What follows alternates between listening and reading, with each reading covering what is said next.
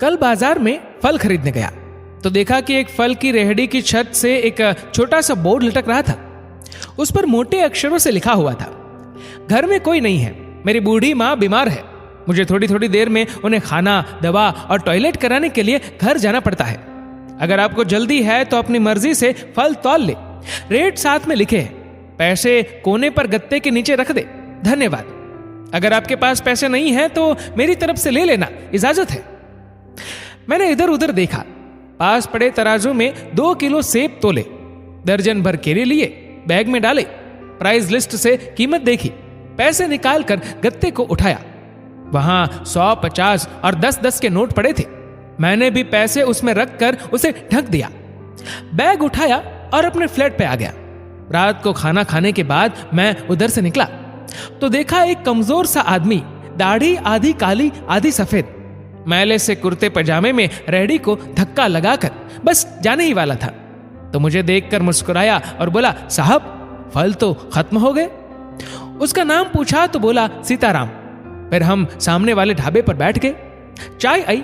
वो कहने लगा, पिछले 3 साल से मेरी माता बिस्तर पर है, कुछ पागल सी भी हो गई है और अब तो फालिज भी हो गया है। मेरी कोई संतान नहीं है, बीवी मर गई है, सिर्फ मैं हूं और मेरी माँ की देखभाल करने वाला कोई नहीं है, इसलिए मुझे ही हर वक्त माँ का ख्याल रखना पड़ता है। एक दिन मैंने माँ के पांव दबाते हुए बड़ी नरमी से कहा, माँ तेरी सेवा करने को तो बड़ा जी चाहता है, पर जेब खाली है और तू मुझे कमरे से बाहर निकलने नहीं देती।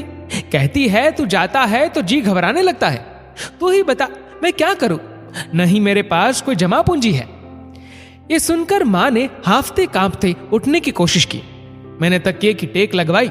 उन्होंने जुर्रियों वाला चेहरा उठाया, अपने कमजोर हाथों को ऊपर उठाया, मन ही मन राम जी की स्तुति की और फिर बोली, तू रेहड़ी वहीं छोड़ आया कर, हमारी किस्मत का हमें जो कुछ भी है इसी कमरे में बैठकर मिलेगा।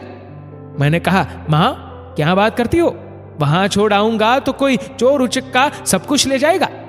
आजकल कौन लिहाज करता है और बिना मालिक के कौन फल खरीदने आएगा। कहने लगी, तू राम का नाम लेने के बाद रेहड़ी को फलों से भरकर छोड़ कर आजा, बस ज्यादा बकबक नहीं कर, शाम को खाली रेहड़ी ले आया कर।